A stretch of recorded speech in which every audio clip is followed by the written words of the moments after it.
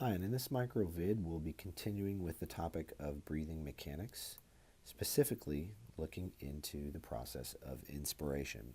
So inspiration begins when the medulla oblongata activates various processes that will culminate or result in the contraction of inspiratory muscles, mainly the diaphragm and external intercostals. So let's take a closer look at inspiration and what occurs. So during inspiration, several things happen. Remember that during inspiration, the diaphragm contracts, and when it does, it moves to a more inferior position. This diaphragm muscle, right here, this diaphragm muscle contracts, and like any muscle, it shortens. Not only does the diaphragm shorten, but the chest wall also expands outward. The external intercostal muscles aid in this. So you have several things occurring during inspiration. Number one, you have thoracic volume increasing. The thoracic volume, or the volume in the thoracic cavity, the chest cavity, will increase during inspiration. We can see that here by expansion of the diaphragm to a more straight orientation, and then also the chest wall lifting and raising up. So thoracic volume will increase. When the thoracic volume increases, it will result in a decrease in thoracic pressure.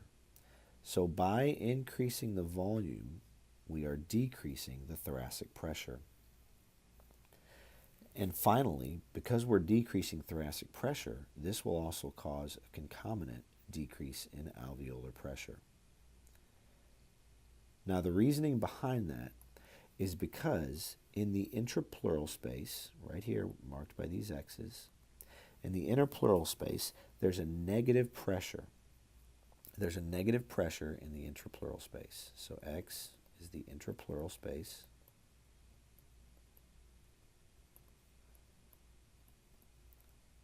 And in the intrapleural space, there's a relative negative pressure. And it's relative to alveolar pressure.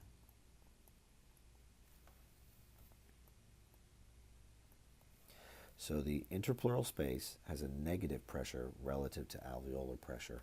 What this effectively does is cause the lungs to be sucked tight to the chest wall, so that when the chest wall moves outward, the lungs are effectively pulled along with the chest wall. So the lungs expand. The lungs expand with the chest wall outward.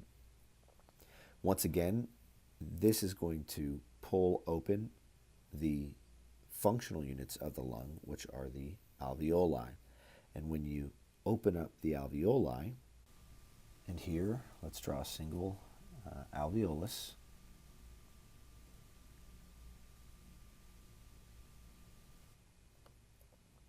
What's happening is you're increasing the volume in here, and you're decreasing the pressure. So let's look at what that looks like when looking at the different pressures. So here we have atmospheric pressure. We've got atmospheric pressure here. And then below that, in red, we have alveolar pressure. So we've mentioned that atmospheric pressure doesn't change under normal circumstances. However, alveolar pressure does. During an inspiration, such as it's in green, right here, it's in green.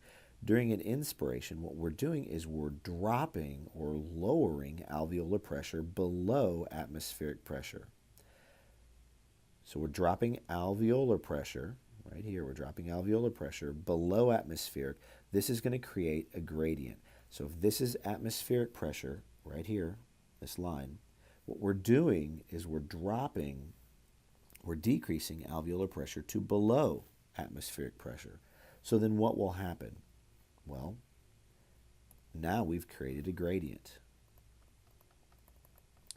We've created a gradient, a pressure gradient, so that air will move down its pressure gradient from the atmosphere into the lungs, specifically into the alveoli. Now, the opposite happens when we expire.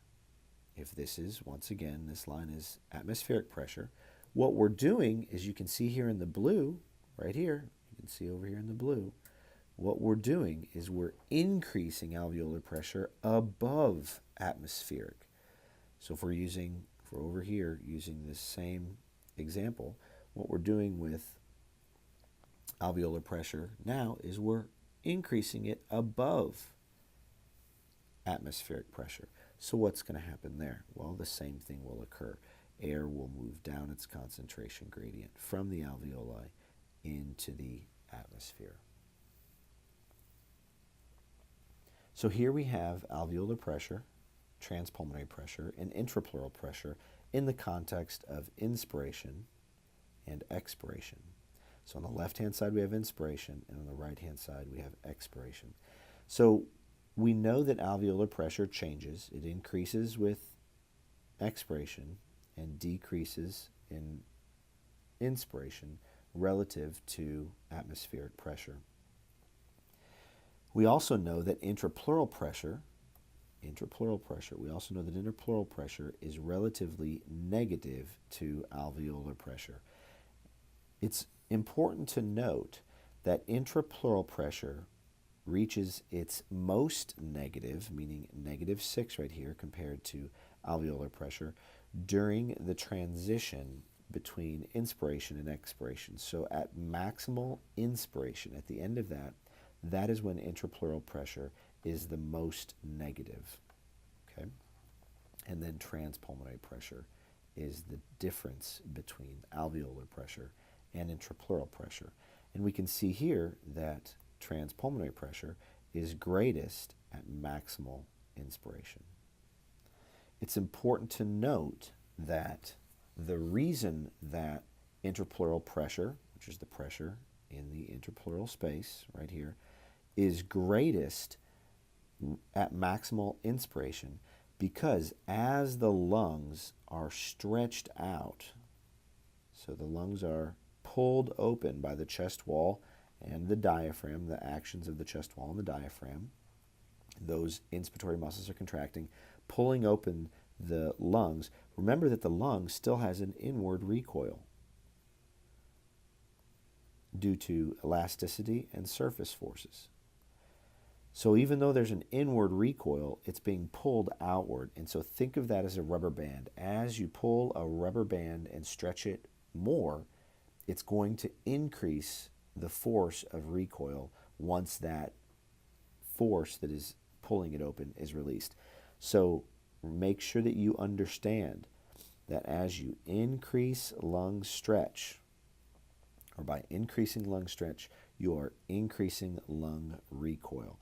And so as you increase lung recoil by increasing lung stretch, that's going to make the intrapleural space even more negative, which is what we see if we scroll up here. We can see that it's more negative during peak inspiration when the lung is really stretched, maximally stretched, than at, say, the end of expiration.